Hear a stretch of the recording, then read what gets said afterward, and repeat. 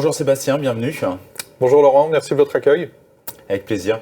Donc vous êtes directeur général Europe du Sud de Manhattan, qui est éditeur intégrateur de solutions supply chain commerce, OMS, TMS, WMS. C'est bien ça? C'est ça. Alors aujourd'hui, on observe clairement un boom de l'e-commerce et les conséquences sur la supply chain. Et notamment, on aimerait pouvoir prédire l'avenir. Alors aujourd'hui, quelles sont les tendances pour 2021 que vous observez auprès de vos clients sur ces sujets? Laurent, merci. En effet, on a vécu dans l'année 2020 une explosion des volumes e-commerce. Et je vais vous parler aujourd'hui d'à peu près 6 tendances qui sont ce qu'on observe sur le marché et ce qui nous permet là-dessus de vous prédire un petit peu quels sont les grands enjeux et quels sont les grands sujets.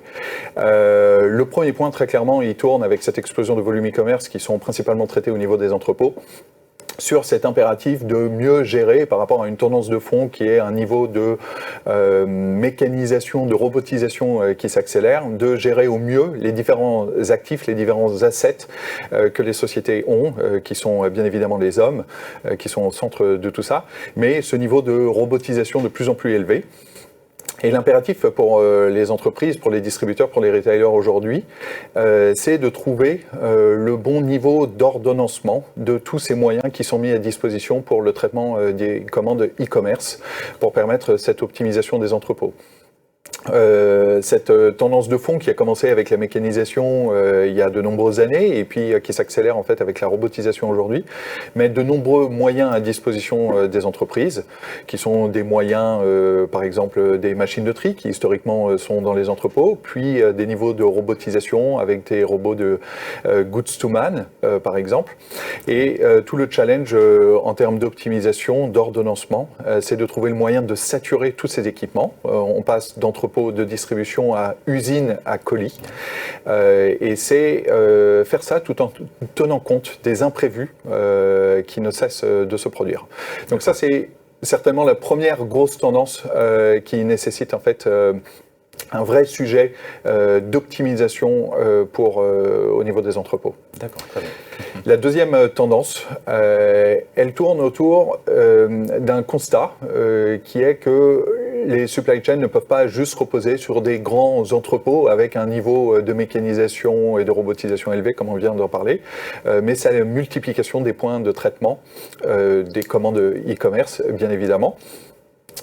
On parle énormément de micro-fulfillment, on parle de dark store. Tout ça répond à un impératif d'avoir la possibilité pour un distributeur, pour un retailer, de traiter des commandes e-commerce sur de plus nombreux points de sa supply chain et d'être en mesure, dans ce cadre-là, d'offrir une rapidité en fait dans la mise à disposition de cette commande pour le client final. Et ça nécessite en effet des nouveaux outils, puisqu'on vient multiplier en fait les points de traitement de commandes. On a besoin d'outils de visibilité de stock en temps réel.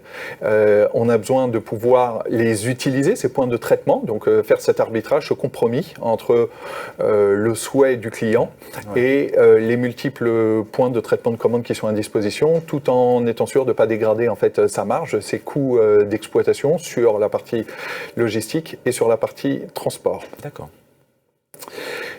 Troisième tendance, elle va toucher aux services en magasin. Ce qui est sûr, c'est que pendant des années, tous les investissements, la majeure partie des investissements se sont faits sur des frontaux web, des sites web, pour s'assurer qu'on offrait une expérience client la plus efficace possible. Bien évidemment, le magasin n'est pas en reste dans ce cadre-là, et les clients qui rentrent dans des boutiques cherchent aujourd'hui un service extrêmement personnalisé, ce qui nécessite en fait de connecter le vendeur de façon à ce qu'il puisse reconnaître son client. Au travers de tous les canaux d'interaction qu'il a eu avec la marque, avec l'enseigne, pour pouvoir lui offrir des services très personnalisés.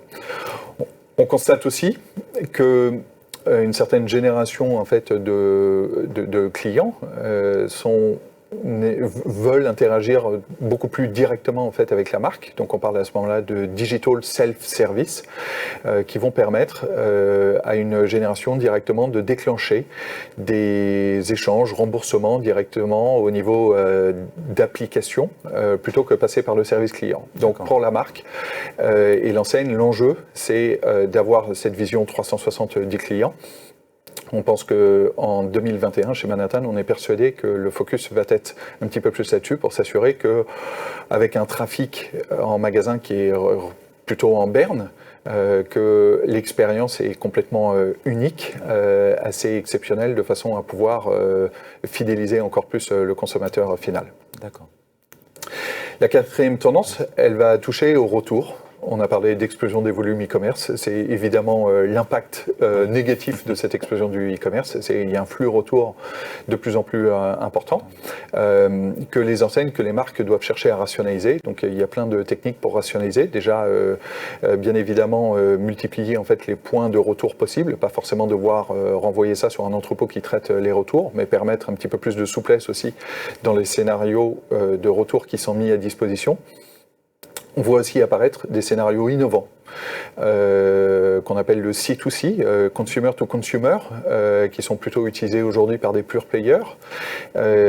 On pense que ça va être mis à disposition de certaines marques aussi, donc ça permet pour un consommateur A qui achète un produit sur le site web d'une enseigne, pour l'enseigne de proposer au consommateur B qui souhaite retourner en fait ce produit-là, de l'expédier directement au consommateur A, avec une baisse des frais de retour à la clé.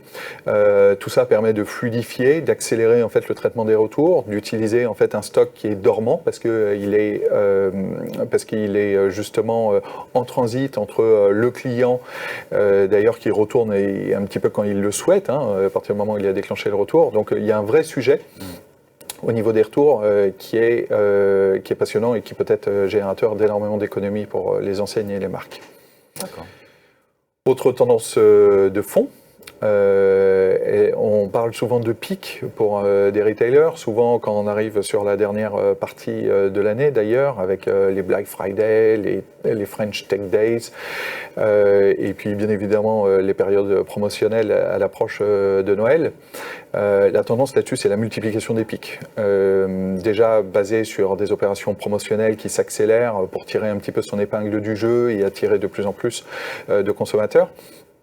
Mais pas uniquement, c'est aussi des pics qui sont basés sur des situations sanitaires, des décisions gouvernementales qui font qu'à un moment, on est sur des pics imprévisibles. On a constaté chez certains de nos clients multiplication par 6, par 10, en fait des volumes e-commerce totalement inattendus, dus justement à des effets d'annonce ou à des reports de gestes de consommation.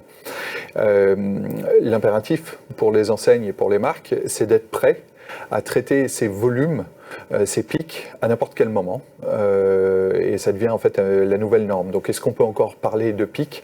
Je pense qu'en tout cas le caractère prévisible des pics disparaît pour s'accélérer, et ça crée un vrai challenge pour les enseignes qui doivent être prêtes à s'adapter à ça. D'accord. Enfin, finalement, la dernière tendance, elle est un petit peu plus technique, mais on n'oublie pas que la supply chain, historiquement, et le commerce sont un terrain d'innovation, un terrain d'essai sur l'introduction de nouvelles technologies. Et que dans ce cadre-là, il y a un impératif d'être agile pour pouvoir s'adapter en fait à cette innovation, pour pouvoir la mettre en œuvre le plus rapidement possible. Il y a des technologies qui permettent ça. On parle de technologie cloud, on parle de technologie cloud native, c'est-à-dire l'utilisation de technologies qui permettent en fait de maintenir à jour les solutions en temps réel, sans interruption, de pouvoir gérer des pics. Ça devient un nouvel impératif d'avoir ce type de technologie, parce que ce qui apparaît comme un sujet fondamental en fait en 2021, c'est que l'innovation n'est plus optionnelle, mais est maintenant obligatoire pour pouvoir s'adapter et pour pouvoir survivre face à une concurrence de plus en plus féroce. Très bien, parfait. Merci Sébastien, merci pour ces éclairages et cette vision. Et merci d'avoir participé à cette première édition de l'Agora Live Supply Chain. Donc merci à Manhattan pour sa participation. À très bientôt.